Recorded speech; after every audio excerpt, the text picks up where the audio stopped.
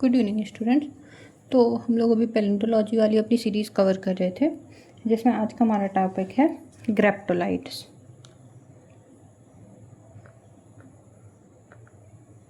ग्रेप्टोलाइट्स देखो, जो हमारे पैलेंटोलॉजी में ये अभी तक हम लोगों ने बेसिक सारे क्लियर कर लिए। ओके, पैलेंटोलॉजी में मेन टॉपिक्स क्या हैं, आपको पहले बेसिक्स पढ़ना है।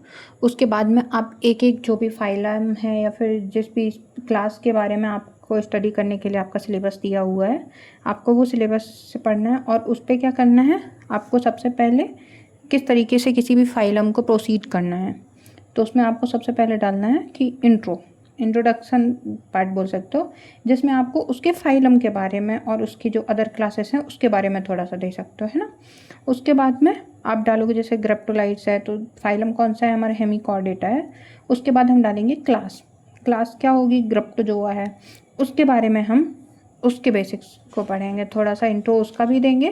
देन उसके बाद में जब उसका इंट्रो हो जाएगा, ये हो गया हमारा फाइलम का इंट्रो, एंड अगेन ये हो गया हमारा introduction about which class we are studying. Okay, and then हम पढ़ेंगे मॉर्फोलॉजी।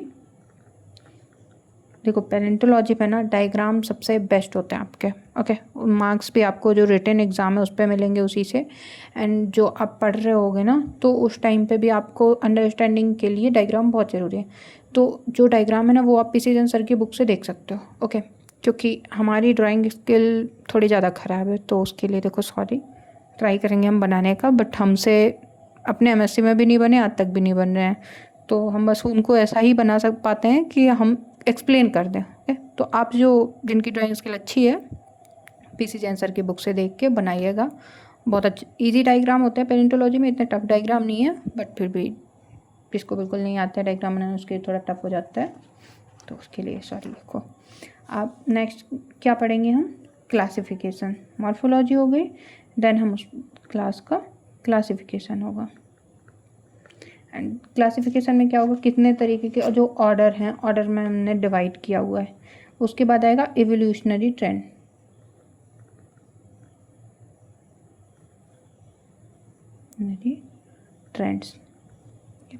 हर क्लास के बारे में हम लोग इसी तरीके से पढ़ेंगे। और जब इवोल्यूशनरी ट्रेंड्स हो जाएगा तो उसके बाद होगा हमारा जियोलॉजिकल डिस्ट्रीब्यूशन, कि वो हमें कहाँ कहाँ पर मिल रहा है। और जब जियोलॉजिकल डिस्ट्रीब्यूशन हो जाएगा तो होगा कि उसके इम्पॉर्टेंट फॉसिल कौन कौन से हैं। तो जितने भी आपके सिलेबस में हैं उन सभी को आपको इस फ्रेम में पढ़ना है। ओके, तो कोई भी आप फाइलम उठाएंगे और या फिर कोई भी क्लास लेंगे, उसको हम इस वे में स्टडी करेंगे। ये हमारा एक बेसिक फंडामेंटल स्ट्रक्चर होगा हर एक लेक्चर के लिए। ओके, सो आई होप अभी ये क्लियर होगा। तो चलो हम लोग अपना जो फर्स्ट है उसको उठाते हैं। ओके, सो फर्स्ट क्या है हमारा, ग्रेप्टोलाइट्स। आपके सिलेबस में ग्रेप्टोलाइट्स नाम से दिया होगा। तो ग्रेप्टोलाइट किसके अंदर आता है, जो हमारा फाइलम है। और देखो इसका हम जैसे आपको एक्सप्लेन कर रहे हैं ना, फैक्ट्स बता रहे हैं, आप उनको ट्राई करिए कि आप रफली कहीं पे नोट करते जा रहे हैं। ओके, और अगर आपको स्ट्रक्चर्ड नोट्स बनाने हैं, जैसे देखो हर टाइप के स्टूडेंट्स होते हैं, हमारे नोट्स जो होते हैं वो आपको कुछ इस तरीके से होते हैं। तो हमें ऐसा लगा कि इन नोट्स से पढ़ाने में ना आपको थोड़ा प्रॉब्लम आएगी, क्योंकि जो फाइलम वगैरह के बारे में हमने लिखा हुआ है वो कुछ इस तरीके से लिखा है। ओके, तो ये बहुत ही कॉम्पैक्ट फॉर्म में लिखा हुआ है।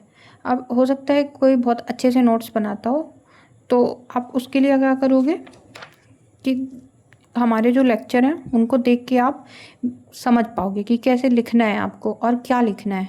उसके बाद में और बाकी जो सब्जेक्ट है उनके लिए देखो हम नोट्स आपके प्रॉपर बनवा देंगे। जैसे आप अगर स्टडी के लेक्चर देखोगे तो कहाँ पे क्या लिखना है उसका भी हमने प्रॉपर बताया हुआ है।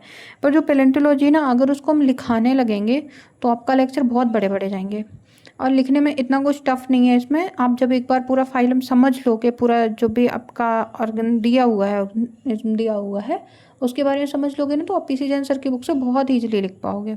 ओके, और अगर फिर भी आपको कोई प्रॉब्लम आती है किसी भी फाइला के बारे में पढ़ने में, सो लेट मी नो, हम उसका नोट्स भी आपको बनवा देंगे। ओके, चलो नेक्स्ट फाइलम क्या है इसका, हेमिकॉर्डेटा।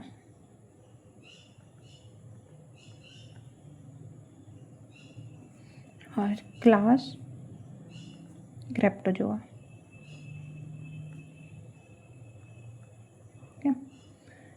और जो हमारे ग्रेप्टोलाइट्स होते हैं, चलो ग्रेप्टोलाइट का बाद में देखते हैं। हेमिकॉर्डेटा क्या होता है सबसे पहले। तो जो हमारा ग्रेप्टोलाइट है वो हमारा ग्रुप होता है अंडर द हेमिकॉर्डेटा फाइलम। और हेमिकॉर्डेटा कैसे होते हैं, पार्शियली कॉर्डेट होते हैं and partially non chordate feature होते हैं ये। तो अभी हम किस पे आ रहे हैं, जो हमारा फर्स्ट इंट्रोडक्शन है, ओके, हेमिकॉर्डेटा के बारे में। तो हेमिकॉर्डेटा कैसा है हमारा, partially chordate and partially non chordate.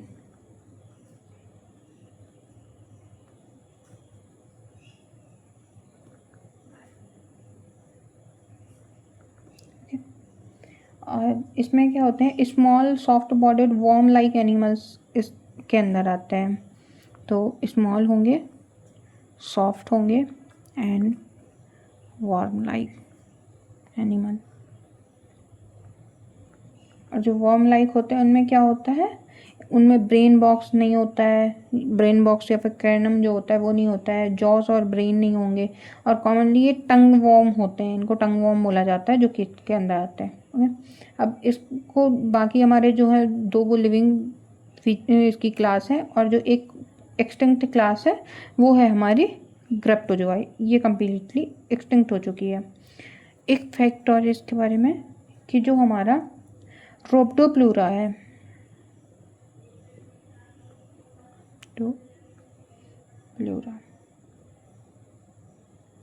एक सेकेंड क्लियर नहीं दिख रहा है इस पर,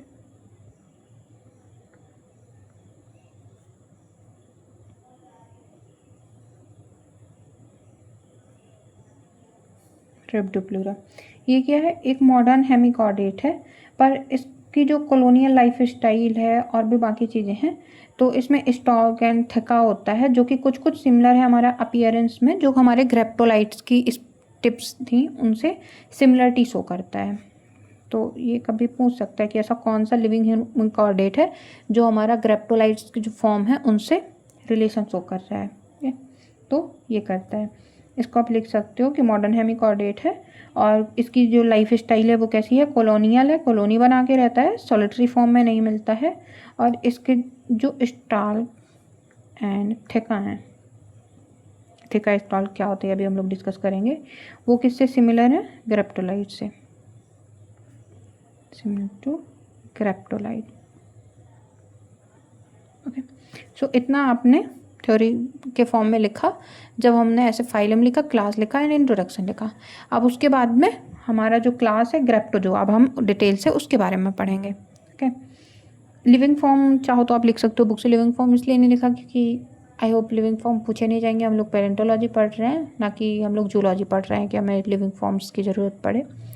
सो नेक्स्ट, अब हमारा आ गया क्लास, क्लास जो कि है ग्रेप्टोजोआ।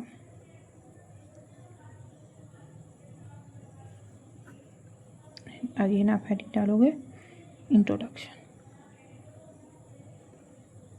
ओके, नेक्स्ट, तो जो ग्रेप्टोजोआ है वो है कैसे, कुछ बोलते हैं एक्सक्लूसिवली मैराइन, मतलब ये हमें हमेशा मैराइन वाटर में मिल रहे हैं। और किस तरीके की रॉक्स में मिलते हैं हमें, आर्जिलिशियस रॉक में। अब देखो, जो हमने केमिकल एनवायरनमेंट पढ़ा था, केमिकल एनवायरनमेंट में हम लोगों ने देखा है कि किस रॉक्स में कौन से फॉस्फेट मिलते हैं और किस तरीके के पीएच में मिलते हैं। तो आपका होमवर्क है, आपको बताना है कि आर्जिलिशियस रॉक्स में मिलते हैं तो इनका जो पीएच है, एनवायरनमेंट का पीएच, वो कैसा होगा, एसिडिक और एल्कलाइन।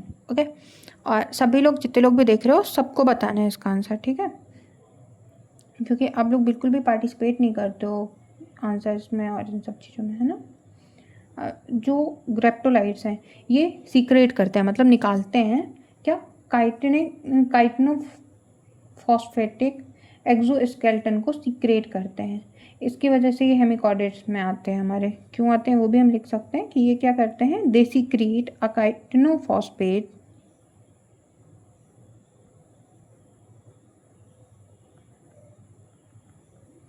एक्सोस्केलेटन।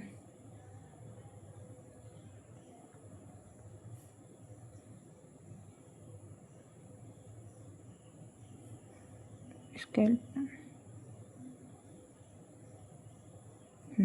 स्केलेटन, इसकी वजह से इनको ग्रुप्ड किया गया है हमारा जो हमारे हेमिकॉर्डेट्स हैं, है ना, क्योंकि इनका जो कॉर्डेट सिस्टम है वो इससे डेवलप है।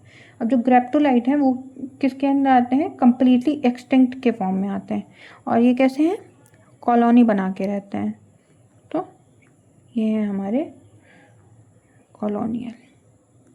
ग्रेप्टोलाइट कॉन्स्टिट्यूट क्लास कम्प्लीटली एक्सटिंक्ट है, एक्सक्लूसिवली मैराइन है, कॉलोनियल है एंड बॉटम डॉयलिंग है, यानी बॉटम में रहते हैं।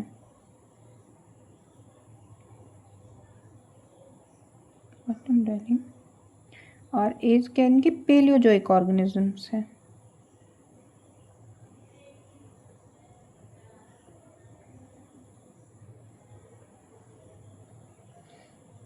ना।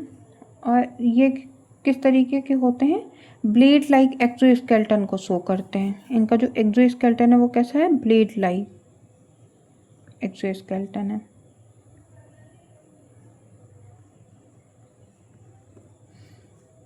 जो इसके फॉसिल हैं मोस्टली प्रिजर्व्ड किस में होते हैं, फिल्म है कार्बोनेशियस मटेरियल की, उसमें प्रिजर्व होते हैं।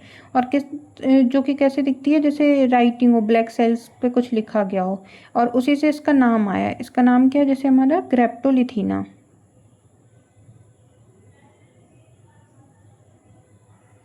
जिसमें ग्रेप्टो मीन्स रिटन, लिथ मीन्स स्टोन, और रिटन ऑन स्टोन, है ना। और ग्रेप्टो जो मतलब भी हम बोल सकते हैं, ग्रेप्टो मीन्स हो गया रिटन, जो मतलब हो गया एनिमल, और फिर रिटन एनिमल, है ना। सो ग्रेप्टोलाइट हो गया। अब ग्रेप्टोलाइट की एज क्या है हमारी, कैम्ब्रियन टू कार्बोनिफेरस। अबंडेंस कब इनकी सबसे ज़्यादा हुई, ये हो गई इनकी टोटल एज कितनी है। और हमेशा हर एक फॉसिल के बारे में, हर एक फाइलम के बारे में आपको ये याद रखना है कि उसकी मैक्सिमम पीक अबंडेंस कब से हुई थी। तो इसकी जो अबंडेंस है वो कब हुई, ऑर्डोविशियन सिलूरियन पीरियड में। जो ऑर्डोविशियन सिलूरियन पीरियड है उसमें इनकी मैक्सिमम ग्रोथ मिलती है देखने को, है ना। नेक्स्ट अब हम लोग देखते हैं इसकी मॉर्फोलॉजी। इंट्रो हो गया, इन मॉर्फोलॉजी। और जो इसका डायग्राम है पहले हम उसको बनाने का ट्राई करते हैं, तो बना ही लेते हैं रोक के। देखो कुछ इस तरीके से इसकी मॉर्फोलॉजी को हम दिखाते हैं।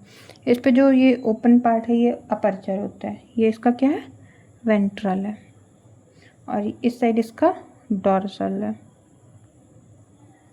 ये प्रॉक्सिमल एंड है, ये इसका डिस्टल एंड है। वेंट्रल क्या होता है, जो स्टमक वाली साइड है वो वेंट्रल है, एंड जो बैक साइड है वो डॉर्सल है, जो अबोरल एंड है वो प्रॉक्सिमल है, और जो माउथ डायरेक्शन है वो हमारी डिस्टल है। ओके अब इस पे जो ये है इसको हम बोलते हैं स्टिप, जो ये अंदर पार्ट क्या है इसको बोलते हैं septum. This is your common canal,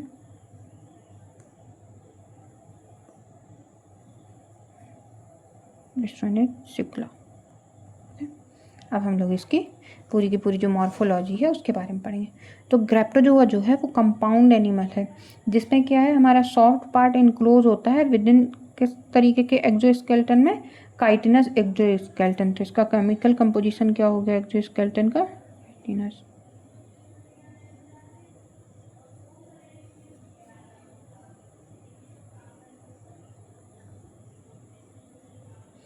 chitinous exoskeleton है। और किस तरीके से मिलते हैं, कॉलोनियल ऑर्गेनिज्म है तो ग्रुप के फॉर्म में मिलते हैं, है ना। और जो इसका एक्सोस्केलेटन है कंपोज होता है बहुत सारे कप्स से, जो कप्स है ना कप से कंपोज होता है, तो उस कप को क्या बोलते हैं हम, थेका, कप लाइक एक्सोस्केलेटन, इनको हम बोलते हैं थेका। जब सिंगुलर में होता है तो उसको हम बोलते हैं थिकम ना। और जो इसका एक एंड है थिकम का वो ओपन होता है सरफेस पे, और जो दूसरा एंड है वो ओपन होता है कॉमन कैनाल में। तो ये जो थिका है हमारा, इसका एक एंड कहाँ पर ओपन है, सरफेस पे, और एक जो एंड है वो एक कॉमन कैनाल इस तरीके से गई हुई है तो उस कॉमन कैनाल में एंड होता है। ओके हाँ, जो थिका है वो अटैच होता है रॉक से, किसके हेल्प से, रॉड लाइक फीचर के। तो जो रॉड लाइक फीचर है उसको हम क्या बोलते हैं, जिस रॉड से वो अटैच होता है उस रॉड को हम बोलते हैं स्टिप और पेरिडर्म।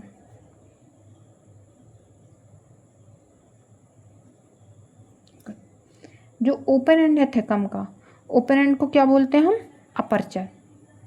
अपर, ये तो आप वैसे भी याद रख सकते हो, अपर्चर हमेशा ऐसे ओपन एंड को बोलते हैं लगभग हर उसमें ही। और जो थिका है एंड स्टिप है वो वेवी अपीयरेंस भी शो करते हैं। ओके और ये जो पूरा का पूरा स्ट्रक्चर है ये जब कॉलोनियल फॉर्म में होता है तो ग्रेप्टोलाइट की जो कॉलोनी है,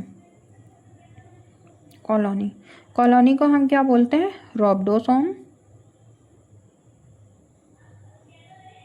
या फिर पॉलीपेरी। ये क्वेश्चन भी आया है कि कॉलोनी ऑफ रॉब्डोसोम नॉन एज पॉलीपेरी। वही थोड़ा ज़्यादा हो गया है, चलो पॉलीपेरी।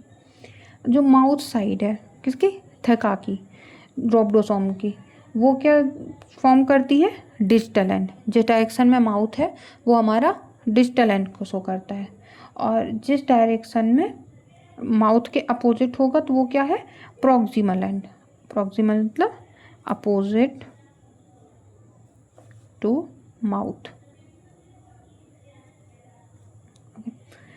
जो प्रॉक्सिमल एंड है वहाँ पे क्या है, एक कप लाइक स्ट्रक्चर फॉर्म होता है। ये देखो, इसको हम कप लाइक स्ट्रक्चर को बोलते हैं सेप्कुला।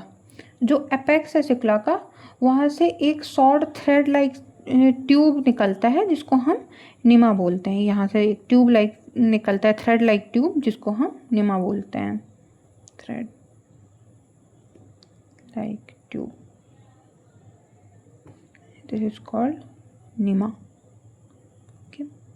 और जो सिकुला है, नीमा एंड सिकुला, ये दोनों जब रिइंफोर्स्ड हो जाते हैं और एक सॉलिड काइटनस थ्रेड बनाते हैं जो कि कैसी दिखती है, रॉड लाइक दिखती है। तो नीमा एंड जो सिकुला है ये दोनों जब मिल करके एक रॉड बनाते हैं तो उसको हम बोलते हैं नीमा plus सिकुला।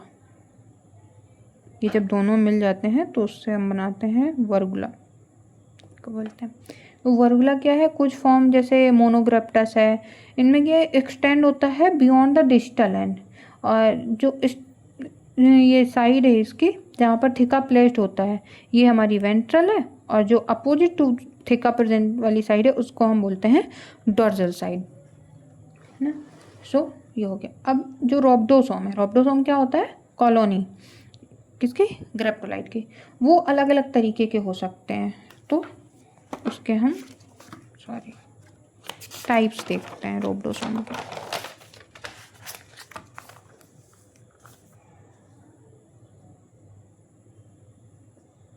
Types of rhabdosome, okay. अब ये कैसे कैसे हो सकते हैं, तो ये होते हैं, ऐसे लिख लेते हैं हम लोग, यूनिसीरियल, बाइसीरियल, टेट्रासीरियल, साइक्लोग्राप्टस,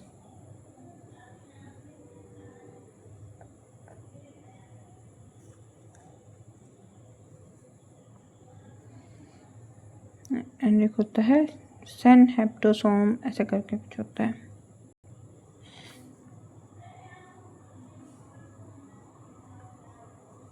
रॉब्डोसोम, ओके, सेनरेप्टोसोम।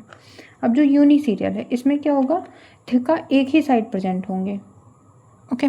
जैसे उस पे था ना कि यहाँ पे आपकी स्टिप हो गई और थिका एक ही साइड पे यहाँ पे प्रेजेंट है, तो ऐसा जो होगा उसको बोलेंगे हम यूनिसीरियल। और अगर हमें कॉलोनी में दोनों साइड पे थिका प्रेजेंट मिल रहे हैं रॉब्डोसोम में तो वो होगा बाइसीरियल।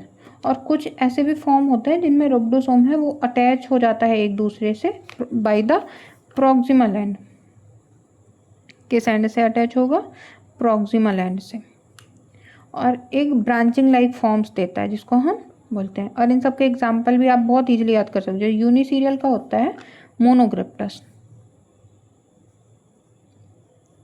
मोनो जनरली किसके लिए यूज होता है, सिंगल के लिए, तो मोनोग्रिप्टस हो गया। बाई दो के लिए क्या यूज होता है, डाई, सो डाईपोलोग्रिप्टस। और जो 4 है टेट्रा सीरियल है, ब्रांच बना रहा है, तो टेट्रा 4 को हम किससे रिप्रेजेंट करते हैं, टेट्रा से, तो इसका एग्जाम्पल क्या हो गया, टेट्राग्रिप्टस। जो साइक्लोग्रिप्टस है, साइक्लो का मतलब क्या होता है, कार्ड, साइकिल बना रहा हो, तो इस पे जो रोब्डोसोम है वो कैसा होता है, साइकिल कार्ड होता है।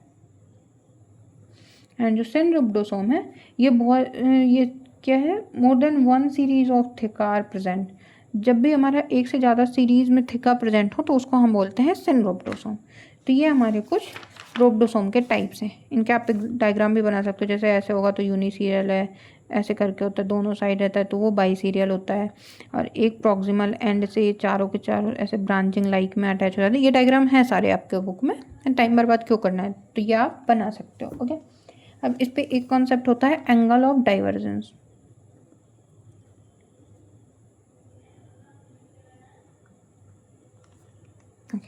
सो एंगल ऑफ डाइवर्जेंस क्या होता है, ये मेजर होता है from the thecal side of one stipe to the thecal side of another stipe. जैसे ये कोई स्टेप है, थिका है, ये इस साइड थिका है, तो इन दोनों के बीच में जो होगा ये, इसको हम बोलते हैं एंगल ऑफ डाइवर्जेंस। ओके, अब जो शेप है थिका के शेप बहुत तरीके से हमें मिल सकते हैं, और कौन सा थिका कैसे मिलता है वो आपको उसके कुछ कुछ एग्जाम्पल याद रखने हैं। जैसे हमारा थिका है वो टेबुलर फॉर्म में भी मिल सकता है, हुक्ड फॉर्म में भी मिल सकता है, जो लोबेट फॉर्म में है मोनोग्रिप्टस मिलता है, लीफ लाइक है वो फाइलोग्रिप्टस होता है, और आइसोलेटेड है वो रेस्ट्राइट्स है। अब देखो लीफ कैसा होता है हमारा, फ्लेक लाइक होता है, और जो हमारा माइका है वो फ्लेक लाइक होता है, उस लीफ लाइक स्ट्रक्चर भी बोल सकते हैं हम कि वो बनाता है ना। और वो किस पे आता है, फाइलो में आता है, फाइलोसिलिकेट में आ रहा है हमारा, मतलब कुछ कुछ ऐसे करके आप बना सकते हो कि फाइलो जैसा है, फाइल मतलब लीफ जैसा है, आइसोलेटेड मतलब रेस्ट राइट, हमारा बाकी सबसे रेस्ट पे रह रहा है, और जो लोबेट है वो एक सिंगल लोब की तरह है तो वो हमारा मोनोग्रिप्टस है। इस तरीके से करके आपको स्टोरी जनरेट करनी पड़ेगी अपने माइंड में, क्योंकि पेरेंटोलॉजी ऐसा सब्जेक्ट है ना जिसमें आपको बहुत सारा रटना है, मतलब ऑलमोस्ट रटना ही है पूरा सब्जेक्ट आपको, तो इसलिए तो ये हो गई हमारी मॉर्फोलॉजी। अब हम देखेंगे इसका क्लासिफिकेशन। तो पेरेंटोलॉजी के लेक्चर ना थोड़े हम लेंदी बना रहे हैं इसलिए ताकि 1 या 2 लेक्चर में हर एक फाइलम जो है वो सिमट जाए। अगर बहुत सारे लेक्चर बनेंगे ना तो फिर वो पढ़ने में थोड़ा अनईजी होगा आपके लिए। तो जो हमारा क्लासिफिकेशन है उसको हम देखते हैं कि हमें लिखना कैसे। तो क्लासिफिकेशन दिया किसने था, कोज़लोवस्की थे, उन्होंने दिया, कोज़लोवस्की। इन्होंने जो ग्रेप्टोजोडा है उसको 5 क्लासेस में डिवाइड किया, या 5 ऑर्डर में बोल सकते हैं हम डिवाइड किया।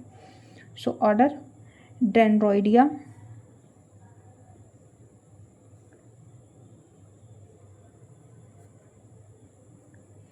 Order टोबोइडिया,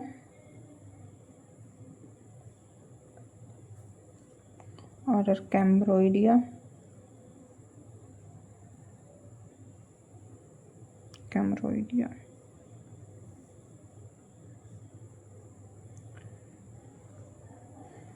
स्टोलोनिडिया, 3 and 4 and last one होगा जो हमारा ग्रेप्टोलिटोइडिया।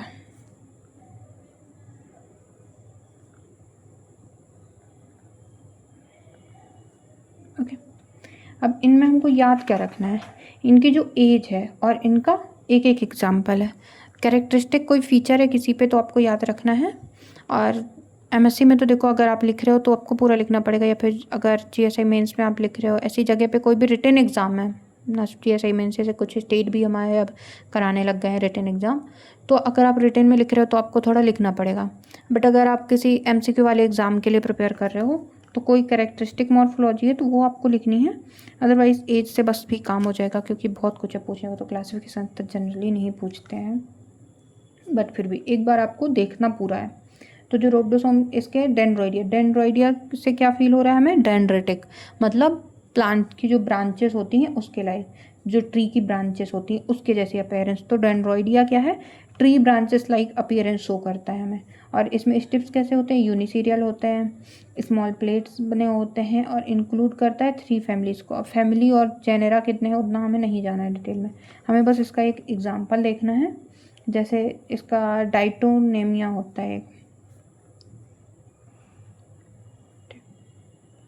डाइटोनेमिया, एंड इसकी जो एज है, जैसे इसकी है middle Cambrian to lower Carboniferous, middle Cambrian to lower Carboniferous. Okay, so इस तरीके से हमें पांचों ऑर्डर की लिखना है कि कौन सा एग्जाम्पल है, उसकी एज कितनी है। तो ऑर्डर ट्यूबोइडिया है, ट्यूबोइडिया से क्या समझ आ रहा है, ट्यूब लाइक। तो इस तरीके से आप लिख सकते हो, बहुत इजीली क्लासीफाई किया है मैक्सिमम में। तो जो ट्यूबोइडिया इसमें क्या है, ट्यूब लाइक है।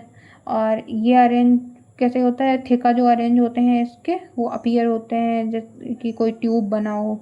इसमें भी बहुत सारी फैमिली, और इसकी जो एज है वो क्या है, ऑर्डोविशियन टू सिलूरियन।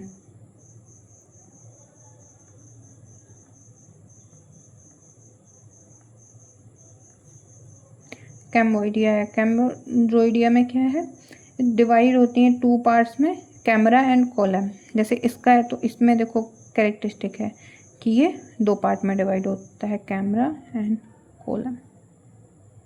ये है हमारा एज लोअर ऑर्डोविशियन।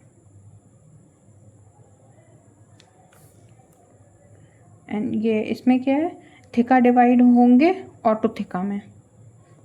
तो ये भी कैरेक्टरिस्टिक है इसका कि थिका का भी सब डिवीज़न देखने मिलता है, जो और भी कम डेवलप्ड होंगे, है ना।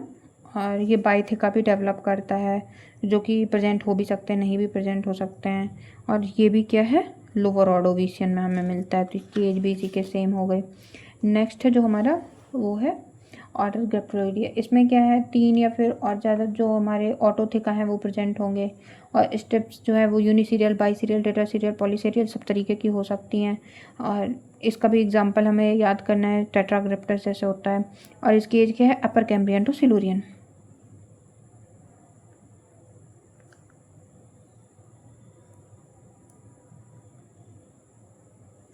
ओके, सो इस तरीके से हम इसका क्लासिफिकेशन लिखेंगे। अब जो नेक्स्ट कॉन्सेप्चुअल वाला पार्ट आता है वो होता है हमारा एवोल्यूशनरी ट्रेंड।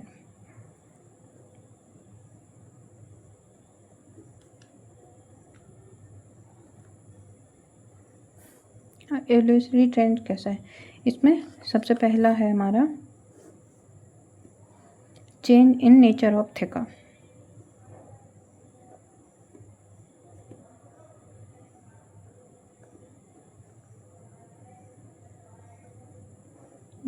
तो जो प्रिमिटिव फॉर्म है वो कैसे है, सिंपल है, सिलेंड्रिकल थिका है। और ये कब तक सिंपल फॉर्म कंटिन्यू हुए हैं, up to middle Ordovician, middle Ordovician तक।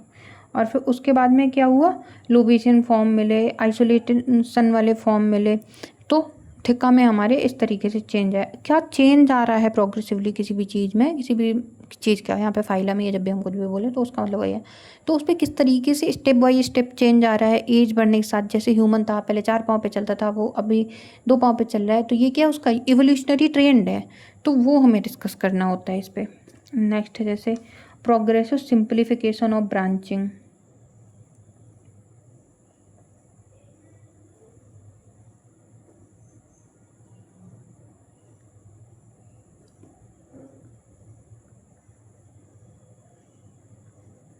ब्रांच, अब जो अर्लियर फॉर्म है जैसे क्लोनोग्रिप्टस है, इनमें क्या नंबर ऑफ स्टेप्स कितनी है, अप टू 32 है ना। जैसे क्लोनोग्रिप्टस है, इस पे स्टेप्स कितने 32 हैं। अब ये जो कंडीशन है ये कब तक कंटिन्यू हुई, अप टू लोअर ऑर्डोविशियन। तो इस पे देख रहे हो ना आप, मेन इसका ऑर्डोविशियन में ही सारा कुछ ज़्यादातर चेंज आ रहे हैं। तो ये हुई, और फिर ऑर्डोविशियन के बाद क्या हुआ, नंबर रिड्यूस होना शुरू हुआ। तो 16 स्टेप्स हुई जो लोमनोग्रिप्टस है उस पर, फिर 8 हुई डिक्टोग्रिप्टस में, और फाइनली एक स्टेप बची हमारे मोनोग्रिप्टस में। तो जो बहुत सारी स्टेप्स की वजह से कॉम्प्लिकेशन हो रही थी, तो वो प्रोग्रेसिवली सिंप्लीफाई हो गई ब्रांचिंग में। तो बहुत सारी ब्रांच की जगह अब वो एक सिंगल स्टेप में, सिंगल ब्रांच में बचा। तो ये चेंज आया। नेक्स्ट जो इसका चेंज हुआ वो हुआ change in direction of growth of step पे।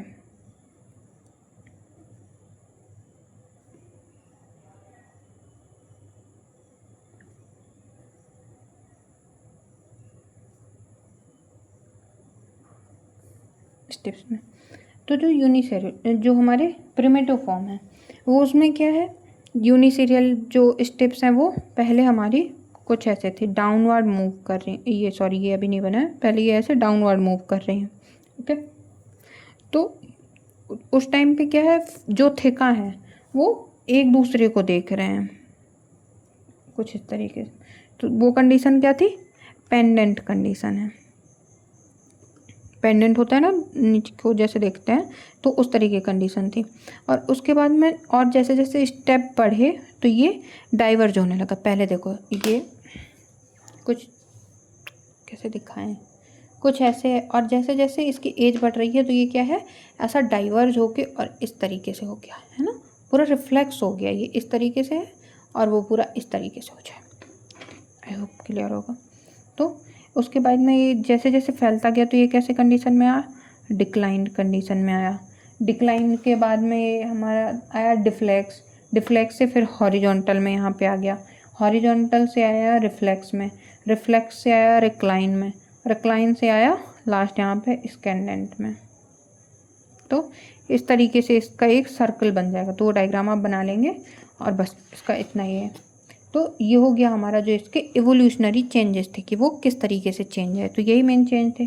उसके बाद में हमारा जियोलॉजिकल डिस्ट्रीब्यूशन।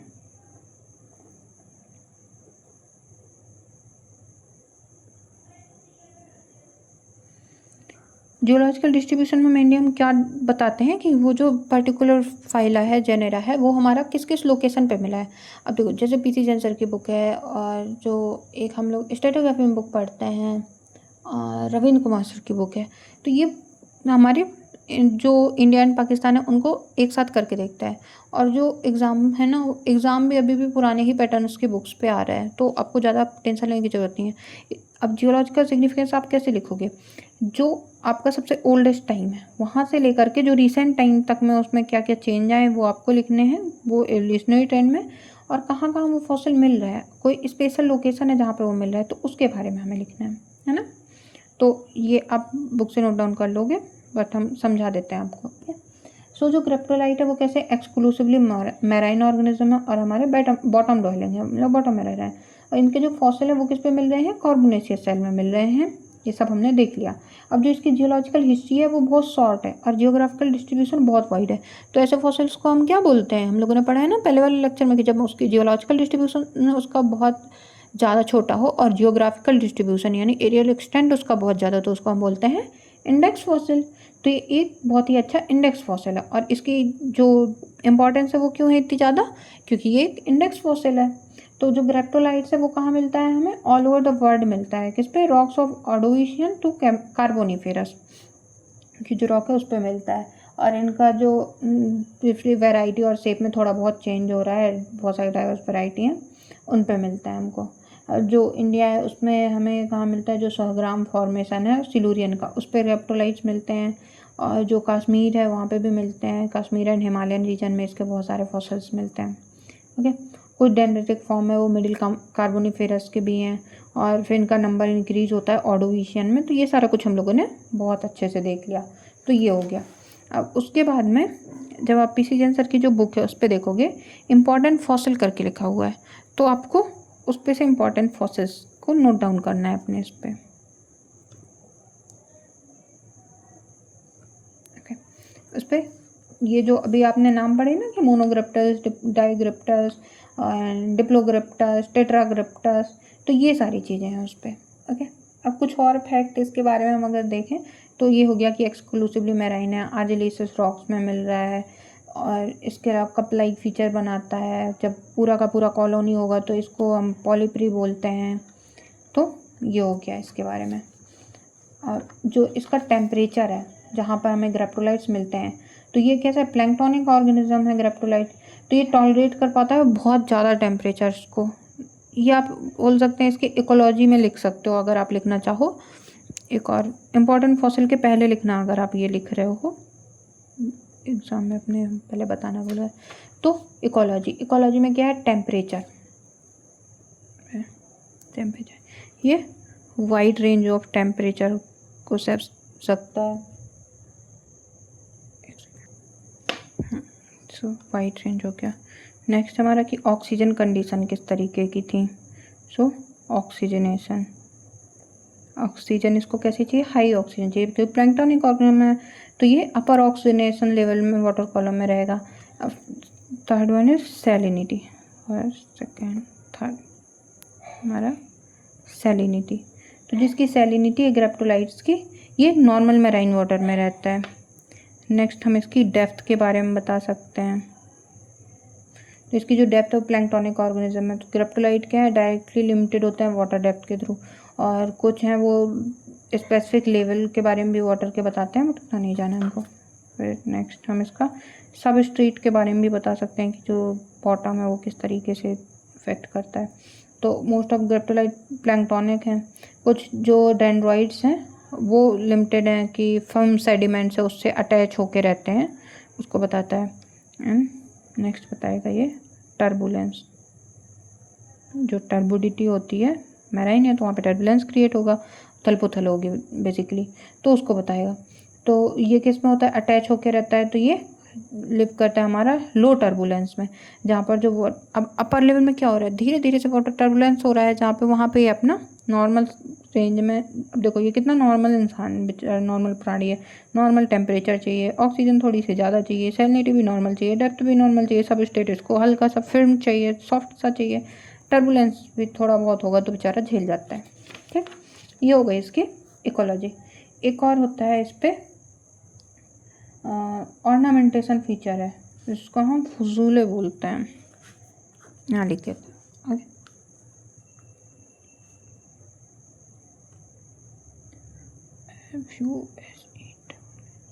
फजूले ये क्या है कि जो मेटासिकुला होता है तो वो ऑर्नामेंटेड होता है वेल मार्क्ड रिंग से, जो रिप्रेजेंट करता है ग्रोथ या फिर इंक्रीमेंट्स को, उसको हम बोलते हैं फजूले। ओके, और सिकुला क्या है, फर्स्ट फॉर्म्ड होता है ग्रेप्टोलाइट्स में, सबसे पहले ग्रेप्टोलाइट जब फॉर्म होता है तो सिकुला फॉर्म होता है। सो ये हो गया हमारा ग्रेप्टोलाइट। सो आई होप आपको ग्रेप्टोलाइट पूरा समझ में आया होगा। आप कमेंट करिएगा कि कैसा आपको समझ आया और क्या चेंज कर सकते हैं, क्या इम्प्रूवमेंट कर सकते हैं, और जो आपको होमवर्क दिया है वो भी आप बताओगे। So thank you so much for watching this video lecture. और सॉरी आपको मॉर्निंग में लेक्चर नहीं आ पाया था क्योंकि हम डिपार्टमेंट जाना पड़ता है तो कभी कभी नहीं कर पाते हैं। Okay, so thank you so much.